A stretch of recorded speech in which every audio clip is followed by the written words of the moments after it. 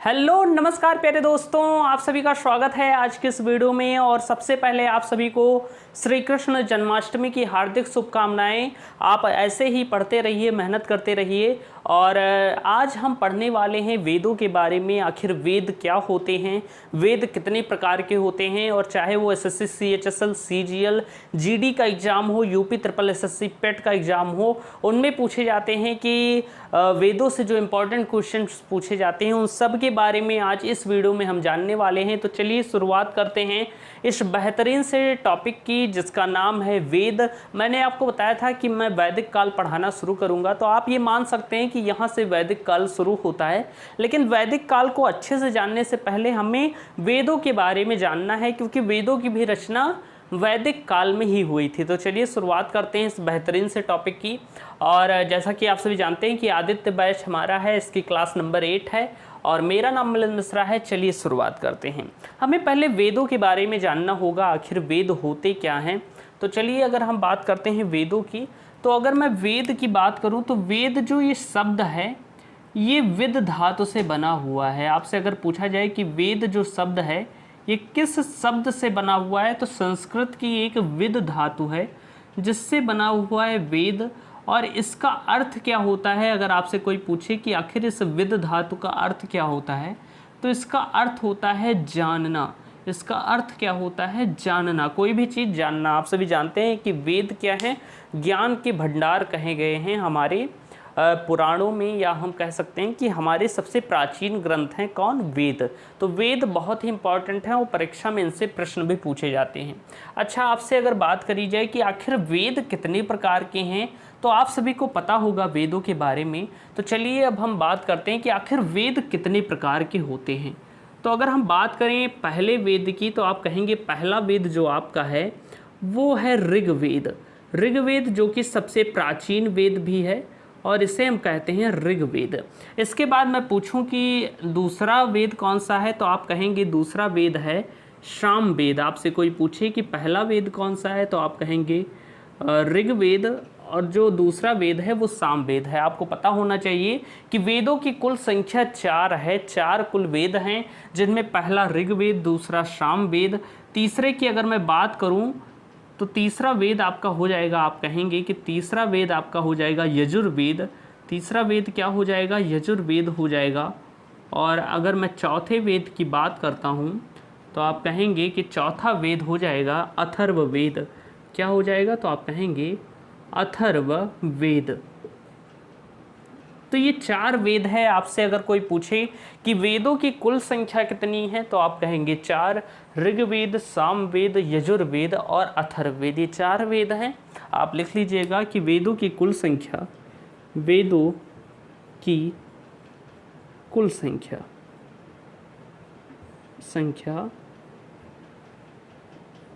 4 है।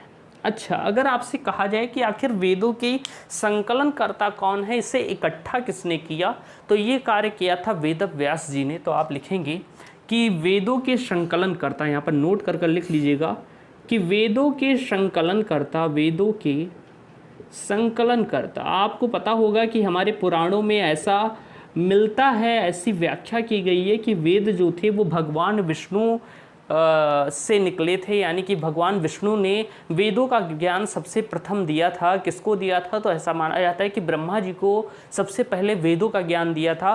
और फिर इन्हीं ब्रह्मा जी ने क्या किया था कि वो वेदों का ज्ञान किसे दिया था, तो वेद व्यास जी को दिया था। और इनके द्वारा इसका संकलन किया गया, या आप कह सकते हैं इनके द्वारा इसे एकत्रित किया गया। एक जैसे होता नहीं है कि मैंने आपको बता दिया ज्ञान, लेकिन आपने उसे बुक में अच्छे से लिखकर उसे कंपाइल कर दिया, तो इसे हम कहते हैं संकलनकर्ता।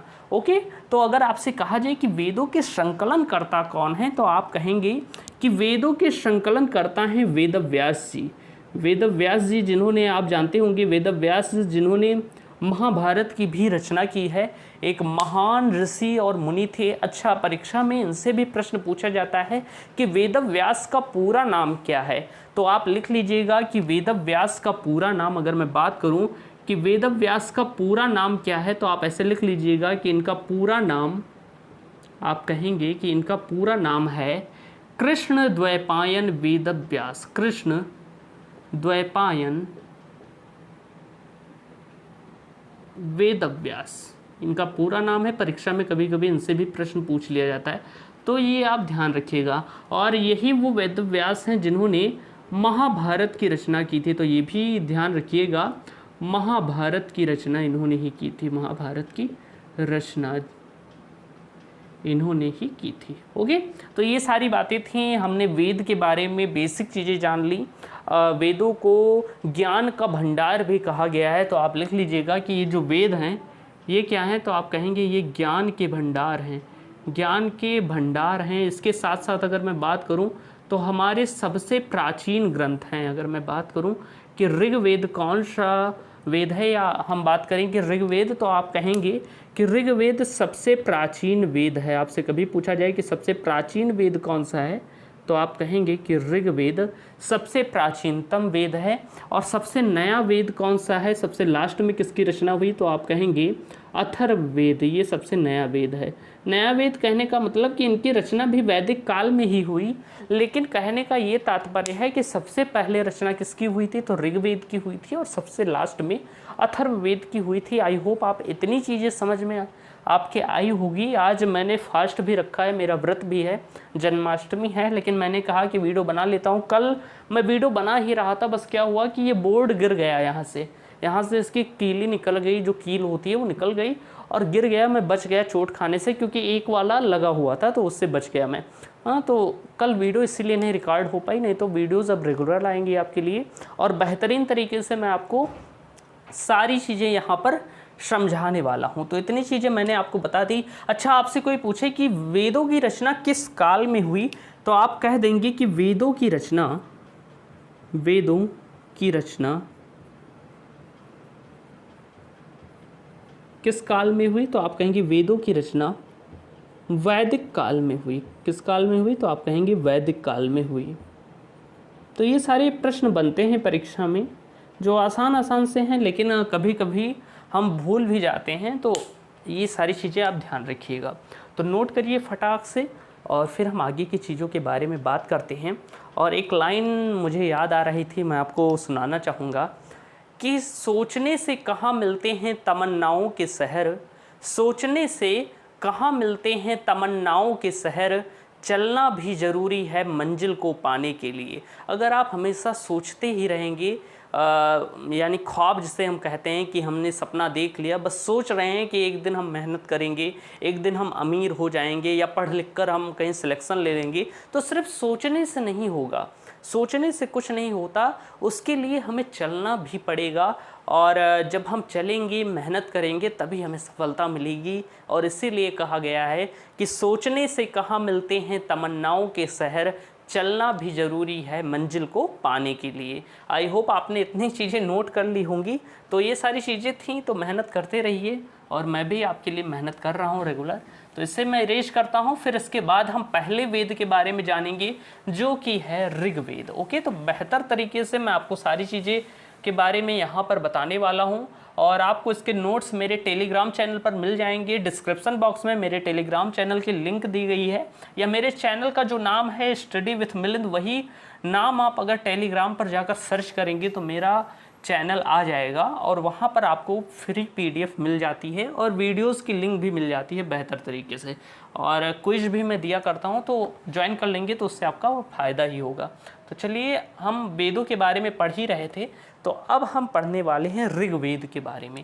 तो पहला वेद, आप हेडिंग डालिए ऋग्वेद। ऋग्वेद पहला, जो सबसे महत्वपूर्ण भी है, परीक्षा में इससे प्रश्न पूछे जाते हैं अच्छे खासे।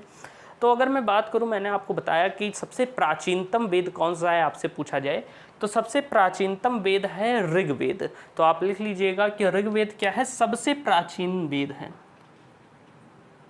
प्राचीनतम वेद, प्राचीनतम वेद। इस वीडियो को पूरा देख लेंगे, आपके वेद के सारे कॉन्सेप्ट यहीं पर क्लियर हो जाएंगे। अच्छा, मैं बात करूं वेदों के बारे में, ऋग्वेद के बारे में, तो ऋग्वेद सबसे प्राचीन वेद है, मैंने आपको बता दिया। अगर मैं बात करूं कि यह किस देवता को समर्पित है, तो आप कहेंगे ऋग्वेद अग्नि देवता को समर्पित है, अग्नि देवता को समर्पित है, अग्नि देवता को समर्पित है, समर्पित है। आपसे कभी भी पूछा जाए कि ऋग्वेद किस देवता को समर्पित है, तो आप कहेंगे ऋग्वेद अग्नि देवता को समर्पित है। इसके बाद अगर हम बात करें कि आखिर ऋग्वेद में कुल कितने मंडल हैं, तो इनसे प्रश्न भी पूछे जाते हैं। तो आप लिख लीजिएगा कि ऋग्वेद में क्या है कि ऋग्वेद में आप कहेंगे कि 10 मंडल, 1028 सूक्त और 10,562 श्लोक हैं। तो आप लिख लेंगे कि ऋग्वेद में कुल 10 मंडल, 1028 सूक्त, 1028 सूक्त और 10,562। कहीं पर आपको 10,600 भी मिल जाएगा, तो उसे घबराने की ज़रूरत नहीं है। फैक्ट वाले कम ही पूछता है, आपसे ये कभी नहीं पूछेगा, आपसे ज़्यादा से ज़्यादा पूछेगा तो मंडल के बारे में ही पूछता है। तो ये ध्यान रखिएगा कि इसमें 10 मंडल हैं और इन सब के बारे में उतना नहीं पूछता, लेकिन मैं बता देता हूँ। तो इसमें ऋग्वेद में कुल 10 मंडल, 1028 सूक्त और 10,562 क्या हैं, तो श्लोक हैं। इसके बाद अगर मैं बात करूं तो कई प्रश्न पूछे जाते हैं ऋग्वेद से, कि आपसे पूछ लेगा कि ऋग्वेद का उपवेद क्या है। आपसे पूछ लेगा कि ऋग्वेद का उपवेद क्या है। मैं पूरा नहीं लिखूंगा ऋग्वेद का उपवेद, आप लिख लीजिएगा वहाँ पर। तो अगर मैं ऋग्वेद की उपवेद की बात करूँ तो ऋग्वेद का उपवेद है आयुर्वेद। बहुत बार परीक्षा में पूछा गया है आयुर्वेद है ऋग्वेद का उपवेद। इसके बाद मैं बात करूं कि आखिर ऋग्वेद का जो उपनिषद कौन सा है, या मैं बात करूं कि इसके ब्राह्मण ग्रंथ कौन से हैं, तो उसके बारे में। तो उससे पहले मैं जान लूं कि आखिर उपवेद क्या है, आयुर्वेद है। और अगर मैं उच्चारणकर्ता के बारे में बात करूं कि आखिर ऋग्वेद के उच्चारणकर्ता कौन है, ऋग्वेद के उच्चारणकर्ता कौन है, तो ऋग्वेद के उच्चारणकर्ता की अगर हम बात करें तो ऋग्वेद के उच्चारणकर्ता हैं होरोत, जिन्हें हम क्या कहते हैं, होरोत कहते हैं। होरोत कहते हैं, या कहीं कहीं पर होता भी लिखा हुआ होता है। तो आपको मैंने इतनी चीज़ें बताई कि यह सबसे प्राचीनतम वेद है, यह अग्नि देवता को समर्पित है। ऋग्वेद में 10 मंडल, 1028 सूक्त और 10,562 श्लोक हैं। अच्छा, ऋग्वेद का उपवेद क्या है, तो आप कहेंगे कि आयुर्वेद है। उसके उच्चारणकर्ता कौन है, तो आप कहेंगे होरोत इसके उच्चारणकर्ता हैं। इसके बाद कई मंडल से प्रश्न पूछे जाते हैं, तो उन्हें आप लिख लीजिएगा कि आपसे पूछा जाएगा, मैं बता दूं तो आप कहेंगे कि ऋग्वेद के तीसरे मंडल में, ऋग्वेद के तीसरे मंडल में आप लिखेंगे कि ऋग्वेद के तीसरे मंडल में, ऋग्वेद के तीसरे मंडल में क्या है, तो आप कहेंगे ऋग्वेद के तीसरे मंडल में गायत्री मंत्र का उल्लेख है। और एसएससी का ये सबसे फेवरेट टॉपिक है, कई बार पूछ ही लिया जाता है और कई बार पूछा गया है। तो इसे ध्यान रखिएगा कि ऋग्वेद के तीसरे मंडल में गायत्री मंत्र का उल्लेख है। जो हम ओम भूर्भुवः स्वः मंत्र पढ़ते हैं ना, वो वाला जो स्कूलों में प्रायः कराया जाता था, तो उस गायत्री मंत्र का उल्लेख कहाँ पर मिलता है, तो आप कहेंगे ऋग्वेद के तीसरे मंडल में मिलता है। इसके बाद अगर मैं बात करूँ एक और चीज़ की, तो आप कहेंगे कि ऋग्वेद के 7वें मंडल में, ऋग्वेद के ऐसे लिख लीजिएगा, और यहाँ पर हम बात करते हैं 7वें, पूरा नहीं लिखूंगा। ऋग्वेद के 7वें मंडल में क्या है, तो आप कहेंगे ऋग्वेद के 7वें मंडल में दशराग्य युद्ध का वर्णन मिलता है। दशराग्य युद्ध का वर्णन मिलता है। जब मैं आपको वैदिक काल पढ़ाऊंगा तो वहाँ पर मैं आपको बताऊंगा कि आखिर दशराग का युद्ध किन के मध्य हुआ था। तो दशराग के युद्ध का वर्णन आपसे कभी भी पूछा जाए किसमें मिलता है, तो आप कहेंगे दशराग युद्ध का वर्णन इसमें मिलता है। किसमें, आप कहेंगे कि ऋग्वेद में मिलता है। तो ये सारी चीज़ें हो गई जो इम्पोर्टेंट थी। और अगर हम बात करें तो कुछ और चीज़ें हैं, उन्हें भी नोट कर लीजिएगा। तो अगर मैं बात करूँ कुछ और चीज़ों की, थोड़ा एनर्जी आज कम है, व्रत हूँ ना, इसीलिए। इसके बाद अगर मैं बात करूँ अगली चीज़ के बारे में, तो आप कहेंगे, अगर मैं नेक्स्ट चीज़ के बारे में बात करूं तो जो ये ऋग्वेद है इसके 9वें मंडल में क्या है, इनके मंडल से बहुत ज़्यादा प्रश्न पूछे जाते हैं। तो आप ये लिख लीजिएगा कि ऋग्वेद के 9वें मंडल में, 9वें मंडल में ऋग्वेद के 9वें मंडल में आप कहेंगे सोम देवता का उल्लेख मिलता है। सोम देवता का उल्लेख मिलता है किसका? तो सोम देवता का उल्लेख मिलता है, या आप कह सकते हैं कि सोम देवता की चर्चा है या इनको समर्पित है ये वाला मंडल। तो हम कह सकते हैं कि ऋग्वेद के 9वें मंडल में सोम देवता का वर्णन है।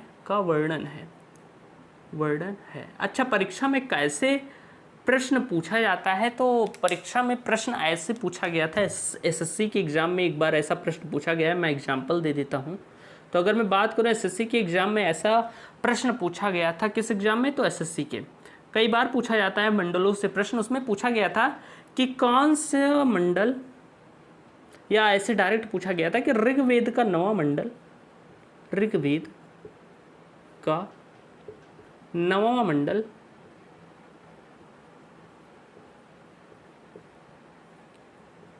किस देवता को समर्पित है? किस देवता को समर्पित है? देवता को समर्पित है, ऐसा प्रश्न पूछा गया था।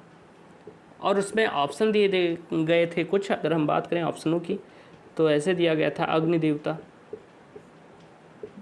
फिर दिया गया था दूसरा ऑप्शन सूर्यदेव, इसके बाद दिया गया था तीसरा ऑप्शन, क्या दिया गया था? तो आप कहेंगे सोमदेव, और जो चौथा ऑप्शन था डी वाला, वो दिया गया था वायुदेव।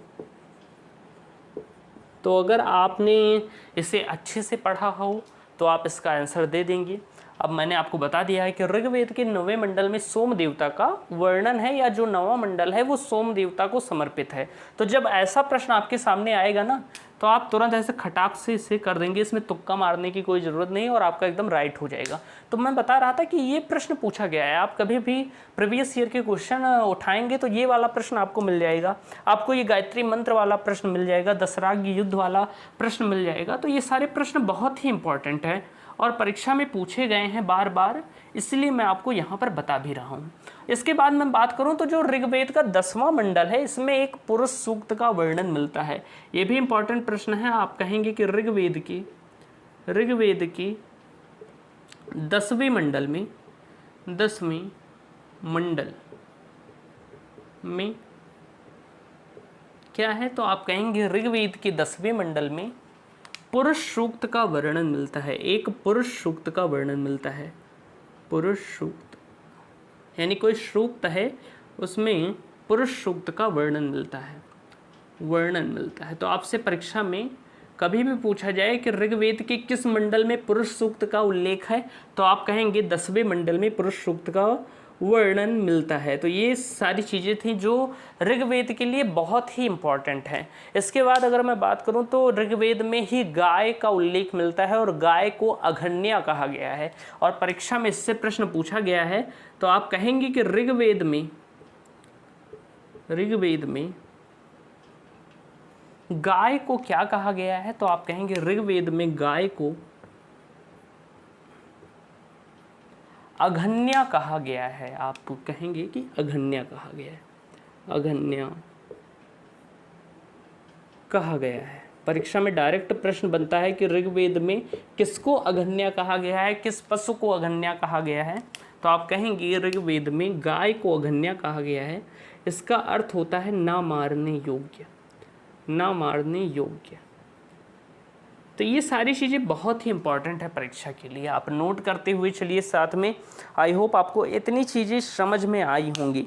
अच्छा, इसके बाद अगर मैं बात करूँ ऋग्वेद के ब्राह्मण ग्रंथों के बारे में कि आखिर ऋग्वेद के कितने ब्राह्मण ग्रंथ हैं जो प्रमुख हैं, परीक्षा में पूछे जाते हैं, तो आप लिखेंगे इसके ब्राह्मण ग्रंथ, ऋग्वेद के ब्राह्मण ग्रंथ। ब्राह्मण ग्रंथ क्या होते थे मैं आपको आगे बताऊंगा, लेकिन आज मैं बता देता हूं कि ऋग्वेद की जो भाषा थी बहुत ज़्यादा कठिन थी, और पहले जो ये थी ये सारी संस्कृत भाषा में लिखी थी, तो आम जन जो थे वो इसे नहीं समझ पाते थे। सिर्फ ऋषि मुनि या जो विद्वान था वही ऋग्वेद को पढ़ पाता था, समझ पाता था। कोई भी वेद हो तो संस्कृत में लिखे होने के कारण बहुत ही जटिल होते थे, पढ़ने में कठिनाई होती थी, इसलिए आम जनता तक इसके ज्ञान नहीं पहुंच पाते थे। तो इसके लिए क्या हुआ कि संतों ने या जो ऋषि मुनि थे उन्होंने एक उपाय निकाला कि वो इसी का क्या टीका टाइप का जो होता है ना, कि जैसे संस्कृत में कोई बुक है तो उसका हिंदी में अनुवाद मिल जाता है कि आप हिंदी में आराम से पढ़कर उसे समझ सकते हैं। तो ठीक उसी तरीके से ऋग्वेद को या किसी भी वेद को आसान भाषा में लिखने के लिए कुछ ऐसे ग्रंथ लिखे गए जो आसान भाषा में लिखे गए, जो आम लोगों तक पहुंच सके या आम लोग जिस भाषा को जानते हैं। जैसे मान लीजिए मुझे इंग्लिश भाषा नहीं आती या मुझे फ्रेंच भाषा नहीं आती और फ्रेंच भाषा में कोई पुस्तक लिखी गई है, उससे मुझे पढ़ना है, तो आज के समय में क्या होता है कि उस फ्रेंच भाषा का कोई ना कोई अनुवादक होगा, कोई ना कोई लेखक होगा जिसने उसका अनुवाद हिंदी में किया होगा, तो मैं वो बुक खरीद लूँगा। जैसे इंग्लिश की एक बुक है थिंक एंड ग्रो रिच, तो अगर मैं इंग्लिश में नहीं पढ़ना चाहता तो हिंदी में भी उसका वर्जन अवेलेबल है। इंडिया में किसी ने हिंदी में उसका अनुवाद किया था तो उसे मैं खरीद कर पढ़ सकता हूँ। ठीक उसी तरीके से वेदों की भाषा कठिन थी तो उसके लिए ब्राह्मण ग्रंथ लिखे गए, वही चीज़ें थीं लेकिन ये आसान भाषा में थी और जिससे आम जनता तक ज्ञान पहुंच सका। तो अगर हम बात करें, आपसे परीक्षा में प्रश्न पूछा जाता है कि ऋग्वेद के ब्राह्मण ग्रंथ कौन से हैं, तो आप कहेंगे ऋग्वेद के ब्राह्मण ग्रंथ हैं ऐत्रेय तथा कौशितकी। ये दो नाम हैं, दो ब्राह्मण ग्रंथ हैं, कौशितकी। तो आपसे कभी भी पूछा जाए कि ऋग्वेद के ब्राह्मण ग्रंथ कौन कौन से हैं, तो आप कहेंगे ऋग्वेद के दो ब्राह्मण ग्रंथ हैं, ऐत्रेय तथा कौशितकी। अच्छा, ये जो पुरुष सूक्त है, इसी पुरुष सूक्त में जाति प्रथा का भी वर्णन मिलता है, तो उसके बारे में जब मैं आपको वैदिक काल पढ़ाऊंगा तो उसमें आपको बता दूंगा अच्छे तरीके से। तो आई होप आपको इतनी चीज़ें समझ में आई होंगी। ऋग्वेद के बारे में हमने जाना, जिसमें मैंने आपको बताया कि ये प्राचीनतम वेद है, अग्नि देवता को समर्पित है, इसका उपवेद आयुर्वेद है, उच्चारणकर्ता ह्रोत कहा जाता है। ऋग्वेद के तीसरे मंडल में गायत्री मंत्र का उल्लेख मिलता है और ऋग्वेद के 7वें मंडल में दशराग्य युद्ध का वर्णन मिलता है। इसके साथ साथ मैंने आपको बताया कि ऋग्वेद के 9वें मंडल में सोम देवता का वर्णन है या सोम देवता को समर्पित है ऋग्वेद का 9वां मंडल। अच्छा, आपसे पूछा जाए कि गायत्री मंत्र किस देवता को समर्पित है, तो आप कहेंगे ये जो गायत्री मंत्र है ये सूर्य देवता को समर्पित है, सूर्य देव को समर्पित है। किसको समर्पित है, तो सूर्य देव को समर्पित है। इसके बाद मैं बात करूं तो ऋग्वेद के 10वें मंडल में पुरुष सूक्त का वर्णन मिलता है और इसी पुरुष सूक्त में जाति प्रथा का भी उल्लेख है। तो इसे आप नोट कर लीजिएगा कि इसी पुरुष सूक्त में जाति प्रथा का वर्णन है। मैं आपको आगे बताऊंगा कि ब्रह्मा नाम के व्यक्ति के सिर को ब्राह्मण कहा गया, हाथ को क्षत्रिय कहा गया, पेट वाले क्षेत्र को वैश्य कहा गया और पैर वाले क्षेत्र को शूद्र कहा गया। ऐसा इसमें उल्लेख मिलता है, वो क्योंकि परीक्षा में इससे प्रश्न बन जाते हैं इसलिए मैं आपको बता रहा हूँ। ऋग्वेद में गाय को अघन्या कहा गया है, यानी कि एक ऐसा प्राणी जो ना मारने योग्य है। यानी कि ऐसा हमें पता चलता है कि वैदिक काल में जब ऋग्वेद की रचना हुई तो उस समय गाय एक पवित्र पशु थी और उसे मारा जाना क्या था कि वो अघन्या थी, उसे नहीं मारा जाता था, यानी कि एक पवित्र पशु थी। अगर कोई ऐसा करता था तो उसे बहुत कठोर दंड दिया जाता था। तो आगे मैं आपको बताऊंगा। और ब्राह्मण ग्रंथ हैं ऐत्रेय और कौशितकी, ये सारी चीज़ें हो गई। तो आज इतना ही रखते हैं। मैंने सोचा था ये पूरा एक ही वीडियो में आपको सारे वेद पढ़ा दूंगा, लेकिन थोड़ा नहीं हो पाएगा क्योंकि आज मेरा व्रत भी है, तो थोड़ा एनर्जी कम आ रही होगी, आपको भी ऐसा फील हो रहा होगा। तो चलिए आज के लिए इतना ही, मिलते हैं अगली वीडियो में। तब तक के लिए जय हिंद, वंदे मातरम। अच्छे से पढ़ते रहिए और हमेशा मुस्कुराते रहिए।